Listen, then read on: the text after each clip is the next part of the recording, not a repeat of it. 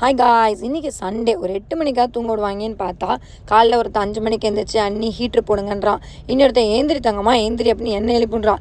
நீங்கள் போகிறதுக்கு நான் ஏன்டா காயணும் அப்படின்ற மாதிரி ஆயிடுச்சு. 2 பேர் இன்றைக்கி மேரத்தான் ஓடுறாங்களா, அதுக்கு காலையிலேருந்து என்னை போட்டு பாடாப்படுத்திட்டாங்க. ஒரு வழியாக போயிட்டுன்ட்டாங்க. குட்டி நிலவரம் அப்புறம் தான் எழுந்திரிச்சு.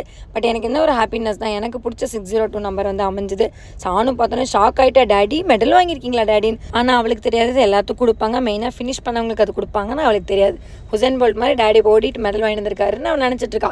அவர் அதுக்கு மேலே வாய் வச்சு சும்மா இருந்திருக்கலாமா, உனக்காக தான் பட்டு நான் கஷ்டப்பட்டு ஓடினேன் பண்ணேன்னு சொல்லிட்டு அவள் உடனே ஆரம்பிச்சிட்டேன். என்னை ஏன் நீங்கள் கூட்டிகிட்டு போகல, என்னை பார்த்தா பாவமாக தெரியலன்னு. எப்படிங்க கூட்டிகிட்டு போக முடியும் சொல்லுங்கள். காலைல 5 மணிக்கு சரியான குளிர், 11 மணிக்கு தான் வெயிலே தலைவர் வெளியில் வராரு.